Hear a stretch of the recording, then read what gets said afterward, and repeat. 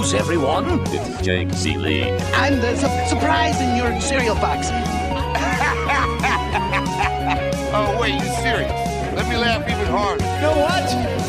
You just made the list. Hooray! People are paying attention to me. It's all in football. Sure, we talk about it all the time. Really? No, burn.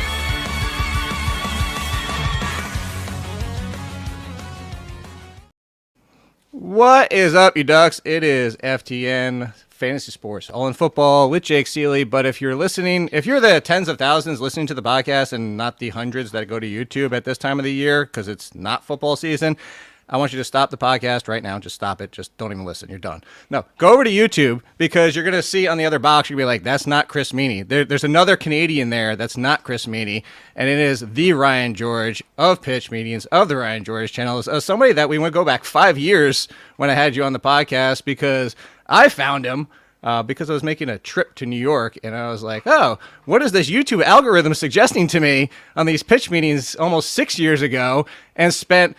I know it wasn't safe, Ryan, so I'm not putting the responsibility on you, but spent my entire trip watching about 40 to 50 pitch meetings on the way up there. And that's how this whole thing started, because I was like, I need to have this guy on the podcast because it's probably one of the most entertaining things I've found on YouTube. Thank you, algorithm. Thank you for the kind words. Thank you for driving safely and listening to it and not watching it as you were driving. I might have peeked a few times. I might have just looked in. Yeah. So which one of him is talking? Which one is? Yeah. So before we even get to anything, I'm wearing the shirt. The first question I have for you right out of the gate is, why have you not done DuckTales? Why? I want a pitch meeting for DuckTales. I know it probably doesn't work, but I want a pitch meeting for DuckTales. We did speak about this about 5 years ago, and yes. I told myself, I'm gonna watch DuckTales, and then I got busy for 5 years, so I didn't do it. But hey, maybe 5 years from now, once my daughter's born, I can introduce her to DuckTales, and then I'll do the pitch meeting. So I want to mention that too. That's good. Congratulations. Also, you're coming up on a year anniversary of getting married, just like myself. But you're adding a lot more to yours. Yeah, baby is on the way. Unfortunately for you, timing-wise, right in the middle of movie season opening. But you talked about it on one of your recaps. I saw when you go back. By the way, if anybody hasn't ever seen Pitch Meeting, please do it. I mean, just go over to YouTube, go to Pitch Meeting channel, follow Ryan, subscribe, do the whole thing, and where you get more. You know what? I'm gonna just sidebar. This is gonna be the free-flowing conversation, as you can tell.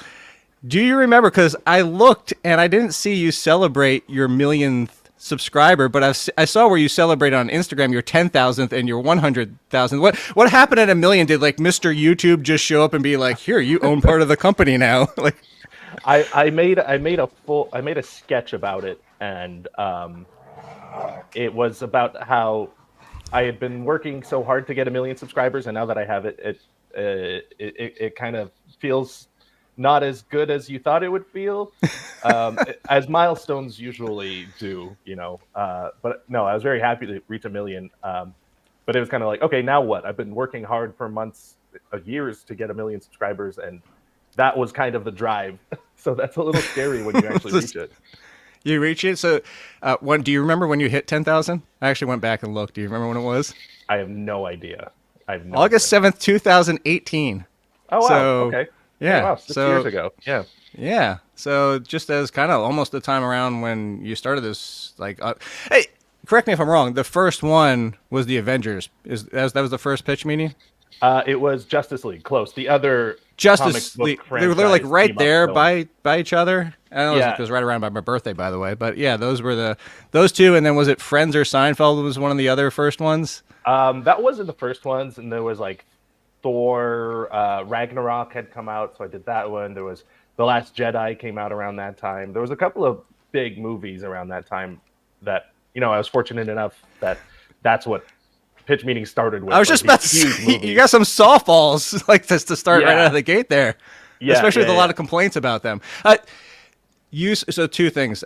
I'm going to come back to where it's this is what all in football is about. We never stick with one thing. I'm going to come back to where we were starting this whole conversation, but for everybody that doesn't know you, this whole thing started because of something you saw John Mulaney talk about. I'll let you explain that, and then I'll have a follow-up question for that. So you explain like how this whole thing started in case people didn't listen to that podcast 5 years ago, which by the way, Ryan came on and he's like, I was listening back and the audio was... So just so you know, that was on my end and I finished, and you don't know it while you're recording. Like if it's happening right now, you don't know until it's over unless somebody in the comments says something. And I listened to it afterwards, and I mean, cold sweat. I'm like, oh my God, I had Ryan George on my podcast, the special guest, took out of his time to like come on, and I'm trying to fix it. I spent like 2 hours trying to clean that up, and that's still the best I could get it. And I was so like, I was devastated for the rest of the day. I was like, I can't believe all that. Anyway, I know. So anyway, go back to explain the John Mulaney, how this whole thing started, because I think it's honestly genius. Oh, thanks. Well, first of all, I apologize for this not being about football. This episode for your listeners. It'll be football next week. Free agency is next All week. right. I know you don't care about that. Yeah, so people will have to tune back in for that. I'll try to throw in some sports metaphors if that helps. But no, John Mulaney is one of my favorite comedians, and he has this bit from years ago where he talks about how it must have been difficult to try and sell the movie Back to the Future because, you know, it's a classic movie and we all know it, but the person who was hearing that for the first time, how did they think it was a good idea? Because like the Marty McFly is friends with an old scientist and it's never explained why and all this stuff. And he goes to the past and almost sleeps with his mom. It's just that angle of just explaining a movie, but from the perspective of this movie doesn't exist yet. It's an angle to just point out all the plot holes and inconsistencies. And so I kind of applied that logic into me talking to myself and deconstructing movies. So yeah, I was inspired by him. He's the best. I got to meet him finally last year. Did you? And yeah, he was in Montreal for this Just for Laughs festival that we have up here, which is canceled now, which is crazy. And yeah, I got to just meet him backstage briefly because a friend of a friend was opening or something, and so I played it really. I tried to play it cool. I acted like I wasn't like crying inside, and I was like, I shook. Oh, hi, I'm Ryan. Hi, I'm John. I'm like, oh, nice to meet you. I didn't mention anything about anything. I was Really? I was just like, I kind of froze, and my brain was like, I just need to pretend like I'm supposed to be here. That's the move. Just don't act starstruck. Oh, see, but that's always what happens. Is like after the fact, you're like, dang it, you know what I should have done? Like I told the story a few weeks ago how we were at this golf simulator place and we left at 10 p.m. and some random lady of the evening asked us if we were rich and if like looking to sell things. And I was like, at the time, like I got home and my wife's like, why don't you videotape it? It's like, because your brain just shuts down. You're like, oh my God, I don't know. Like I need this to stop right now in the opposite direction, in the bad way, not in the good way. So is Mulaney like, if you could star like in a movie or there's like this, like you could just hang out with the guy for 30 minutes. Cause you know, people always have like their celebrity crushes type of thing. Is he the guy like you would be like, man, if I could just spend an afternoon with Mulaney, that would be, or is it somebody else at this point? Yeah, I don't know that it would be John Mulaney. I think if I was able to hang out with a celebrity, I think Tim Robinson would be more on my wavelength, and Sam Richardson. They seem like, you know, they do like crazy over the top sketch comedy, but then in real life they seem very like laid back and almost quiet, which is how I am. So I think we could probably have like a quiet afternoon and it'd be lovely. Yeah, see, that's like, think about the people like, you know, I'm like, oh, I hang out with The Rock or, you know, stuff like that. And I'm like, I feel like I'd be a disappointment for the entire like the pressure. Yeah. Like, I just want to be able to relax and have fun. Like, yeah, not saying like, hey, I'm going to fly up to Canada or you need to come down. But like, I could see like you're like, oh, you know what? I don't have to feel like, not that you're not a celebrity, but like, I don't have to feel like I have to put on everything has to be a hit. Like if you hang out with Mulaney, like you have to joke type of thing the entire time. Yeah, I'm sure.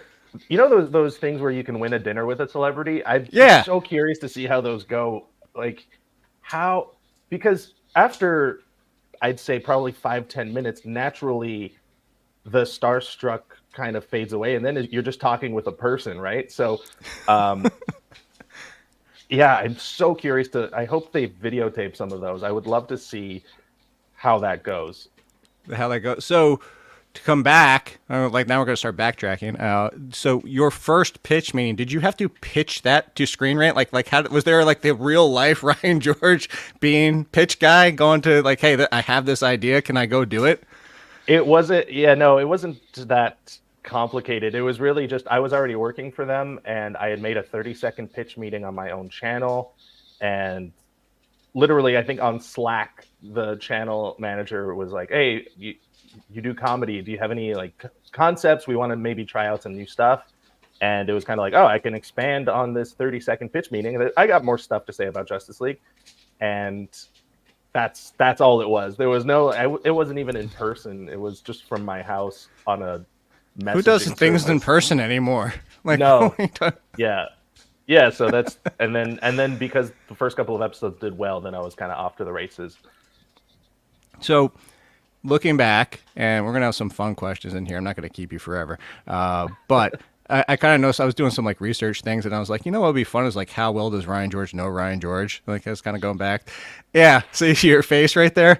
So I noticed like this isn't a question to like kind of stump you, but before we get to that, like so I noticed the office noises in the background. You kind of dropped those after a while. I know in one of your recaps you talked about the fact that you changed the computer, but you forgot to change the keyboard. Yeah. It's like things you've done throughout, but it kind of in that vein. Is there something that you go back to the Justice League, you'd be like, man, if I could tell this Ryan George before he gets started something like looking back of like, I wish I would have known, kind of like for people out there who might even be thinking about doing YouTube creation or comedy or whatever it might be, just something like you'd be like, man, I wish I would have known this 6 years ago. I guess I would have told myself to embrace the weirdness more earlier. I think for a long time I was still concerned with how I looked as a person. So I wasn't as goofy. I wasn't as, over the top.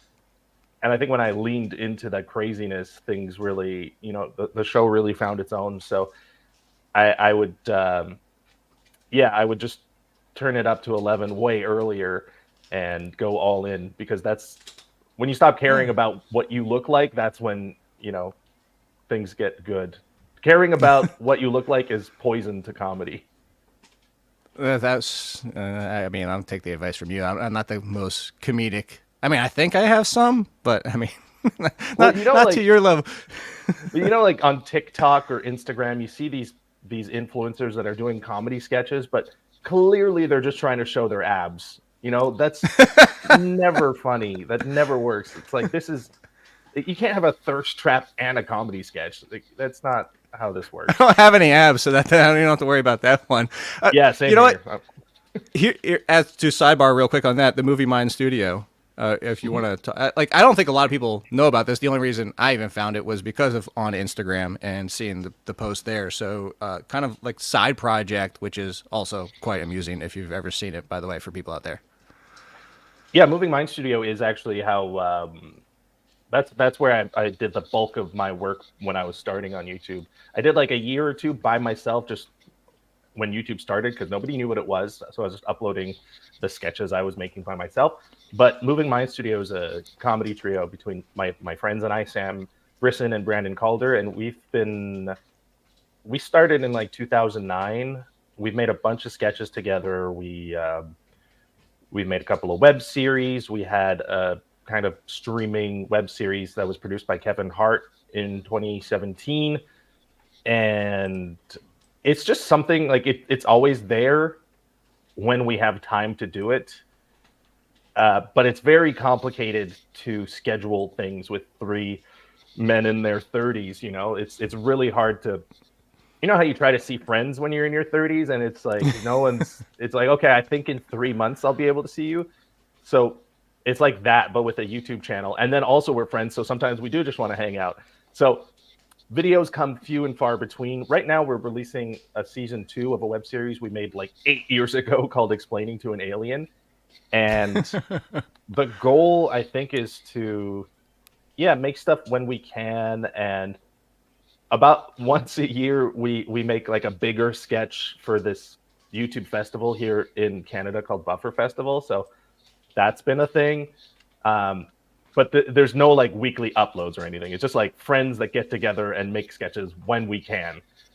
But yeah, we have a big there's like over 100 sketches on that channel. If anyone wants to go check them out or see what I look like. I laughed because 19. I laughed at the alien one. Oh God, when you were 19. So, do you remember your first Instagram post? Because I was doing like so this is how this happened. I was like again scrolling. I was looking for the 10,000 because I remember, and then I just was like, well, you know what? You ever like wonder what like I just scroll. Like what was the first post ever? Do you actually remember it? Your beardless face and. It's gotta be something with like 8 of those filters on it. I was so excited about the filters. Actually, no, your dog and your student or your future wife or your first 2 posts on there. Ex-girlfriend, actually. Ex-girlfriend. That's not the same one. That's not the same one. Apologize to the wife, the current wife. Yeah, no, take that one down. Yeah. That's good. Okay, wait, because again, like I don't know how she looked like. That long, what was it? 2012 was your first post. I was like, because that's how I was like, I don't know what she looked like. So it could have been her to me. So, all right, I scrapped the question because I assumed that was so. When you met your now wife, what did you tell her what you do? Because that was the thing for me. Like, so I admit to everybody, I went on the dating apps, and that's actually how I found Nicole.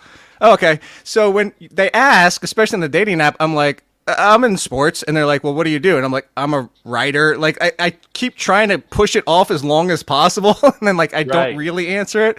Like when you get doctor's forms, like, what is your job description? I'm like, I don't know, management? Yeah. Like, so writer, what's your answer to that? And how did you do that with your wife? Well, on the dating app, I mean, back then I wasn't a full-time YouTuber. I was legitimately, like, working as a graphic designer. So I was like, I'm a graphic designer, but I also do comedy on the side. And so I was able to send her videos of Moving Mind Studio, and I was doing stand-up also back then. So it was kind of like, I'm an aspiring comedian with a day job as a graphic designer for a juice company, which is irresistible. That's like, that's gold on dating apps. Like, I know, right? This guy's unsuccessfully doing something. Yeah, that's great. The fact that she stuck with you through that and actually went out with you, that should have been your first clue then there, right? Yeah, there you go. I know that she's not one of these YouTube gold diggers you keep hearing about. Actually, to go back to that, did they send you anything for the 1 million subscribers? Like a plaque? Yeah, you get a plaque. You get a plaque at 100,000 subscribers. You get a bigger gold. You get a silver plaque at 100K. You get a bigger gold plaque at 1 million, and then the next plaque is at 10 million. So I'm never gonna get one.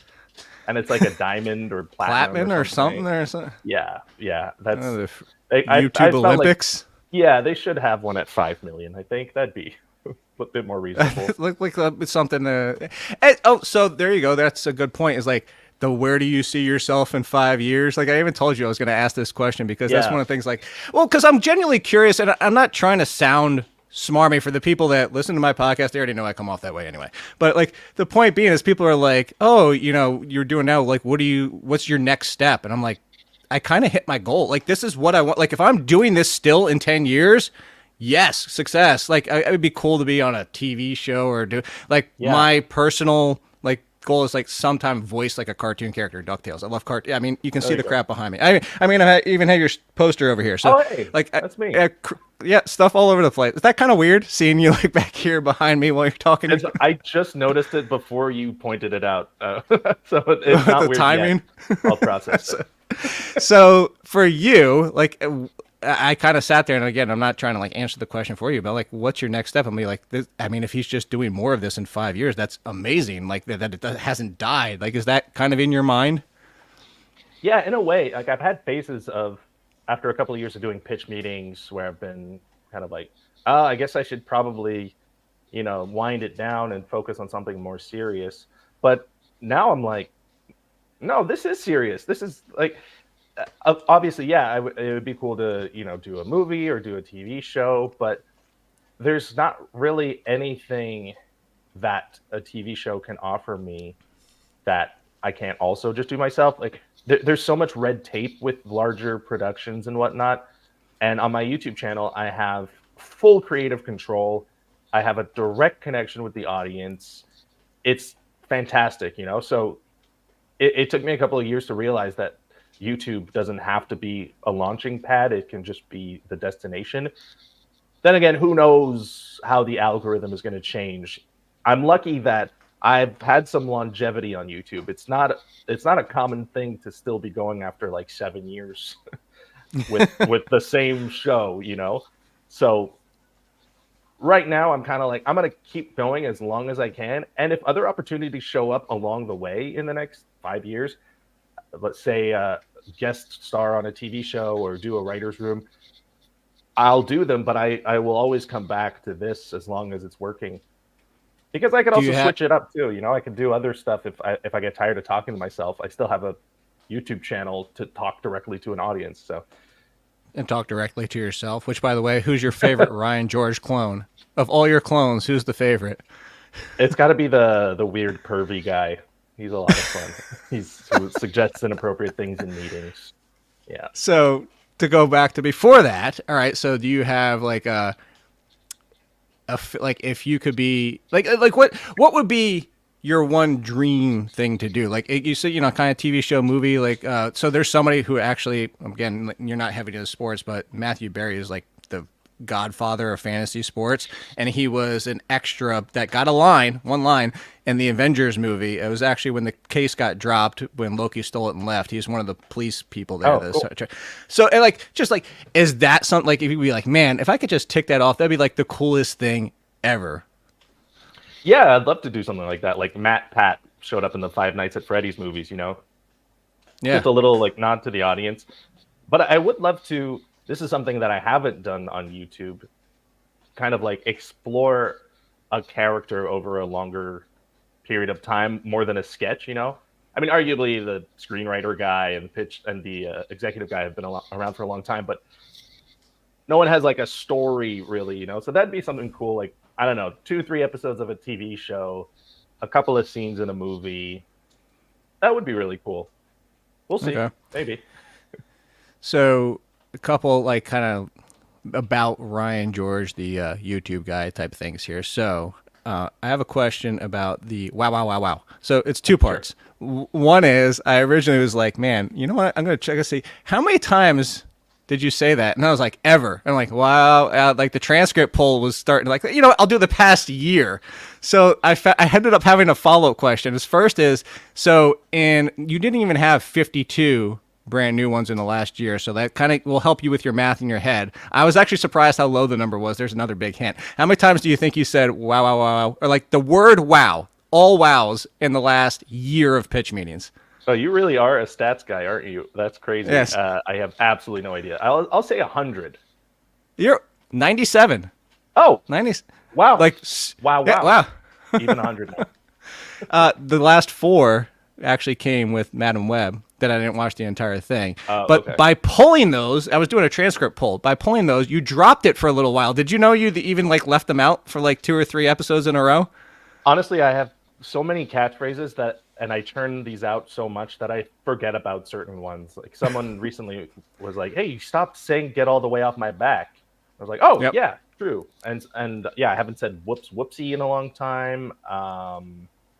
Yeah, it's not conscious. It just happens naturally. I just forget. So that was actually, as a joke question, I was going to say, like, do you regret having so many catchphrases? They're good to fall back on because I'm trying to jam as many jokes or funny moments as possible into these things. And so having catchphrases is almost like, it's like I could get a laugh if I just say this while sometimes I need to do like chunks of exposition because I'm also explaining the movie. So if I intercut that with a catchphrase, oh, good. We're still going with laughs, you know? So, I think that's probably how I use it. I saw one of your recaps where you said like you wish would have done more jokes, like more volume of jokes back early on. Yeah. Because like in the kind of like your comfort level and every type of thing. So kind of like a question in that, have you ever kind of, for people out there that especially like are in the writing or comedy or skit, like whatever it might be, have you ever scrapped anything? Have you ever gotten like halfway through a movie and been like, man, this isn't working. Like I'm not going to do this one. Yeah, it happens sometimes. Basically, when I'm outlining a pitch meeting, I'm just gathering potential jokes, and I end up with a list of between 25 to 50 things that I would point out about the movie. But if that list doesn't get to at least 20, then I probably can't do several minutes of comedy about it. So like movies like the first Dune movie, I didn't really have much to say. And even like Oppenheimer and Barbie, luckily there was Barbenheimer so I could combine the two, because separately I don't think I could have done a full pitch meeting. It happens quite a bit. Like when movies are really good, I don't have a ton to say. So I just I do several hours of research and thinking and brainstorming. But if my list of jokes isn't high enough, then I'm not going to do like a 1 minute pitch meeting, so I do scrap it quite often. So basically, like the things that are bomb-ish or question, like the Oppenheimer, not that one, but bomb-ish in the fact that they don't do, yeah, there you go, that don't do well. Like, so that kind of works, I'm assuming, a little bit better for you than things that are just like, wow, this is one of the best movies of the year. Oh yeah, the dumber the movie, the easier my job. So that's something for sure. Speaking of dumber, has producer guy gotten dumber? I feel like because like when you said MacGuffin the other day and he was like, I love one. Like I was like, I feel like he's gotten like stupider. Like he like misunderstands more over the past year. It's very possible. I think I probably adjust their level of intelligence based on the joke I feel like telling in the moment. Even I think within certain episodes it fluctuates of he doesn't know what a MacGuffin is, but then later he's going to call out a plot hole. It's probably, if anyone tries to track them, it's probably extremely inconsistent because I don't really pay attention to it. So here's a couple fun ones, and then we'll kind of like finish up for this this show, so to speak. And I appreciate you coming on again. By the way, as a reminder, if you don't know the Ryan George, that's where you can follow him. Also, mainly at Instagram. I saw you kind of dropped out of the social world from the other stuff, which probably was smart. I don't do Twitter X anymore, but I'm on the other stuff. On the other side, do you do Threads or whatever that is? Or no, okay. To be fair, I don't do Threads. Okay, so there you go. I purposely called you out on that. I don't know. So yeah, make sure at pitch meetings and his own YouTube channel, the Ryan George too. That's where all the skets are, and the Ryan George clones I'm talking about, which the first guy to ever. And I started the email about him coming back on with like, hey, not to pitch something to you that you probably don't want to even ask me to, but it was kind of like my way to break the ice. Be honest. Does like because of now who you are, like does it ever like bother you when people are like, you know what you should do? Have you ever thought it? Like does that like ever kind of you're like, yeah, whatever, shut up? No, it doesn't bother me. It's a little uncomfortable when it's face to face, because if I don't like the idea, I still kind of have to be like, oh yeah, no, yeah, maybe, yeah. But no, it's just it means that people enjoy the stuff that I make, so it's nice. And the one that you reached out with, it was already on my list, so I was like, yeah, absolutely, yeah, I'm going to do that one. I won't spoil it. Is there what's the oddest one that anybody's ever suggested to you? Is there a really terrible one that anybody's ever been like, and you were like, well, okay, buddy, thanks, have a good day? There hasn't been anything too crazy, I think, but I guess like sometimes people reach out with like really like the first guy to. And then it's like something gross or perverted. And I'm like, well, that's not really what I do. That's not really, I'm not going to do that one. So those are weird. So let's see, where else would we go with this? Oh, these are kind of like just you type of things I noticed. How the hell did you figure out that you liked popcorn with Sour Patch Kids? Because my wife likes the same thing. And I'm like, I think both of you are out of your damn mind. Like, because I saw somebody was asking you about, do you like sweet or chocolate candy? And like, I'm definitely, as people know who watch mine, like know that I'm sweet. Like, Nerds Gummy Clusters, best candy in the history of forever. But when you said Sour Patch and popcorn, I thought my wife was the only weird person that had ever done that. Like, what made you just go like, you know what? Let me take this popcorn and kind of dump some Sour Patches, and they're like, yo, great. Have you tried it? No. Well, you got to give it a shot. It's honestly, you get like, it's just, I'm somebody who likes a lot of different flavors. Like I'm a big sauce guy. Like I dip pizza in ketchup and stuff. I get gross with it, And so with Sour Patch Kids and popcorn, you get salty, sweet, and sour. And the different Sour Patches are like different flavors, I think. So it's just, It's just an adventure. It's like a surprise bag. I think it's an adventure because 20 minutes later, you're going to be like, oh, look, there's still some stuck in my teeth. I remember that taste. Yeah, what's great is that the Sour Patch Kids can kind of scrape your palate, and then the salt of the popcorn makes it burn a lot. So that's really fun. But I don't think I actually came up with it. I think I used to work at a movie theater, so we would get free popcorn on our breaks, and then sometimes people would just, you get bored of popcorn every single day on your break, so you get a little candy, you throw it in, you try the different flavors and whatnot. So it was probably somebody at the movie theater that was like, "Hey, you should try Sour Patch Kids," and I was like, "Yes, genius." It's probably how poutine came to existence. Like, hey, you know what would make these fries better? Make them soggy and throw some cheese on them. Like, so transitioning myself here, it's a double barrel question here, which you're not supposed to do with interviews, but double barrel question is, what's one cliche about Canada that's actually true? And then what's one that you just hate that people continue to assume about Canadians?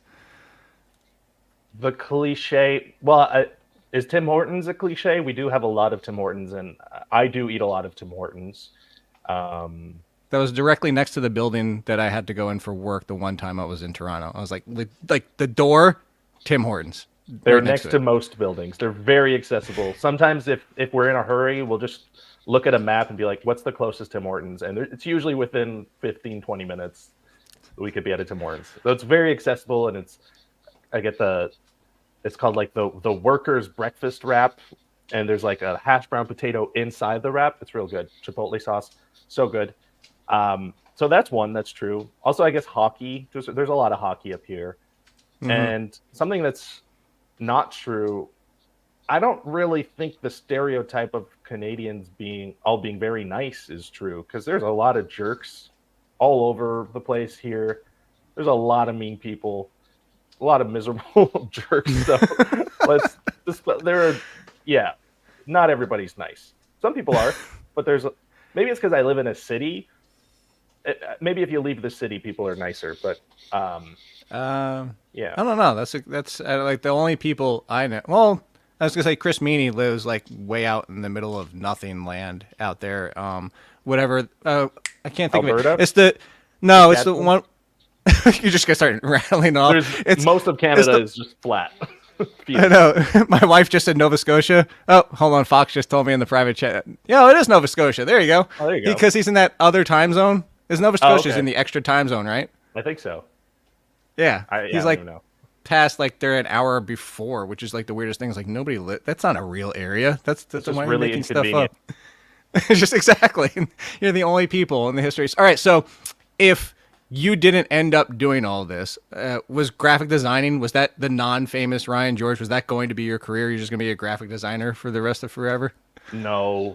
I was just, before I was doing YouTube, I was just doing whatever jobs were slightly related to creativity, or just leveraging the fact that I had a couple of YouTube videos back in the day to be like, oh, I could do social media marketing. And people are like, oh yeah, he has a YouTube channel. That makes sense. I was like, I could do graphic design because I know Photoshop because I do YouTube. And I'm like, oh yeah, that makes sense. Just kind of like leveraging skills into jobs that I didn't really care about. So if I wasn't doing YouTube, if it had never worked out, I would probably be in some kind of social media marketing thing, still trying to make it on YouTube. Well, I mean, that's good that like it was always part of trying to keep it involved. All right. Fun before we get out of here. So this now is kind of like personal tie into also your YouTube and the Ryan George sketches of the First Guys Evers and all that. What bit like made you laugh the most? Like you legitimately like, man, like maybe even had to stop for a second because you yourself were laughing at your own sketch or bit, or even if it was a pitch meeting. What comes to mind is I don't really laugh when I'm recording because it's just me in a room. So it's not, when you're with other people, you have fun bloopers and somebody cracks up. But when it's just me, if I mess up, I'm like, damn, and I have to go again. But one that was cracking me up and was actually hard to get through, I felt like a crazy person laughing by myself. But there's this old sketch where it's the first guy to ever make a commercial. And so I had to think of a fictional show that these commercials would happen on. And so the show I thought of was called all the noises I know how to make. And it was like on season 12, and the host is just like deadpan reading from a list and going like just making noises. But I didn't have anything on the paper, so I was just kind of vomiting weird sounds, and it was really hard to get through because I was making noises I didn't know that I knew how to make. So that's probably it. That's good. Here's this is the last trivia question I have for you. Do you know the two? That's the hint for you, big there. Infinity War, you faded out. Super easy, barely an inconvenience. There's two others where you technically didn't say it. I think you know one of the answers, and I say technically didn't say super easy, barely an inconvenience. That's a big hint. What do you know what the other two were? I know you know what the other one was. You referenced it in a callback. So Wonder Woman, I think, would be one of them. Yeah. Right? Yeah. You had to go back and add it at the end. Yeah. I legitimately forgot to say it, and technically, you kind of did still say it. Wow, I have no idea. If I could put a graphic up of a car driving backwards and flipping back onto itself, like the big Tenet. You said it backwards. You said, "Oh, barely an inconvenience, super easy." Okay, right. Yeah, I never would have guessed that. So, okay, all right. You said that you are not the gatekeeper of movies. However, as I get you out of here on these last few questions, and I'm going to keep it under 40 minutes, you are the gatekeeper. This is now you decide. I'm forcing you. I'm making you an angry Canadian. That's what I'm making you. All right. So, first one out of the gate. I know you said you're not going to decide, but you have to for this show. Is Die Hard a Christmas movie? Sure. Yes. Sure? Yeah. Which means because I pulled this from when you said that you wouldn't say that Home Alone wasn't a Christmas movie because who are you, the gatekeeper of movies? Yeah. But your point is valid in both, and I think, come on, like that looked hesitant. That looked like you want to side with the fact that like it could happen on any day of the year, and that just because it's Christmas. As you can see, I'm arguing for it. Yeah, no, I feel like a Christmas movie is a movie that people want to watch at Christmas time. To me, so I enjoy watching Harry Potter movies at Christmas time, and I know a lot of other people do because there's like once in a while they have Christmas at Hogwarts.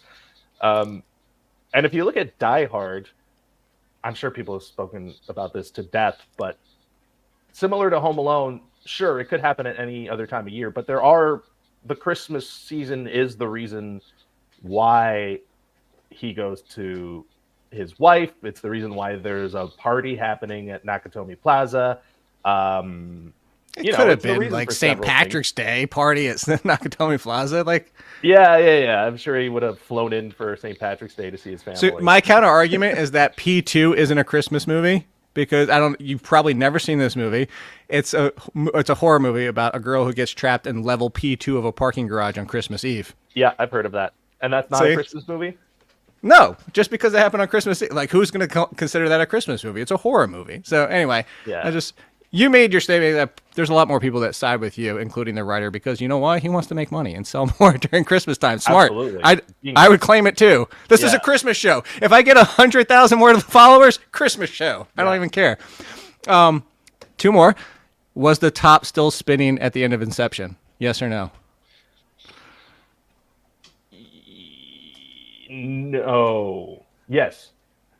I don't know. Are you forgetting which way makes them in the real world? Is that the problem? That's exactly what just happened. I think he's still dreaming. That's where I said. Okay, you're still dreaming. All right. You? Last one. Are you on that team? I am, but like and I'm not an optimist. Like when I watch movies, I try to be an optimist, and like I'm trying to be like, I hope he's out, but like I'm with you. I actually still thought he was. I think so. All right. Could Jack have survived in Titanic? Because there was enough room on that plank for her to not let him die. Yes or no? No, because if you add more weight to the plank, then it goes underwater. So even if there's room on it, doesn't mean it would like stay afloat, right? I'm not a physics person. That's just what I've experimented with in the bathtub. But this is my little Jack figureine and my little Rose figurine. I was like, no. No. Then you get like a little both the would have duck died, thing. I You can think. like play with the like little Yeah. duck and Yeah, you Or- gotta test these things out. rainbow poop emoji. Like you can, like, oh wow, Why that's do a you lot have more than these I thought. things? What? Because this is what happens on my podcast, as you right. can tell. It's not just only sports. All right. Favorite show that everybody should be like, if you could get people to say like, hey, sit down and go watch, and like you've 100 random strangers, you need to go watch this show. Of the last couple years, Of the last couple post of years. COVID, we'll say post COVID. That seems to be now a earmark in history that we now signify like before and after. I was about to make another comparison, but that's a really touchy ground that I probably shouldn't go to compare it. Yeah, you kind of like. Yeah. So pre and post COVID, we'll say post COVID. I would say The Rehearsal, Nathan Fielder. Okay. I would also say Jury Duty. I think those are both brilliant shows. So those Okay. are my choices. Have you seen those? No, and I'm writing them both down because Oh, we're always both of looking them. for new stuff to. Yeah, we just They started are Shogun. fantastic. Apparently, so- that's very good. Yeah, I think I'm gonna wait for all the episodes to be out. I think it's like a weekly thing, right? That's so we kind of go back and forth on that. Nicole and I do. Like sometimes we'll be like, should we just wait for all of them, or Right. do we like? And so there's been a couple where it's like they've been 5 episodes in, so we know we can only bite off a chunk of like 2 or maybe 3 hours at a time, and then it's like, okay, by the time we'll be caught up in that range. So Right. that's kind of how we attack it. So, but those are good. I just wrote those down for something because we're always looking for shows. Zombie apocalypse is here. What is your weapon and your song of choice to be playing in the background as you fight them off? I would play Mr. Blue Sky. I wasn't expecting that. I think that would be fun. I'm picturing like the Baby Groot dance to that song. I think that'd be fun to hit zombies with, too. And Baby Groot is back here somewhere. I'm trying, like, I don't know. you got Baby Well- Yoda.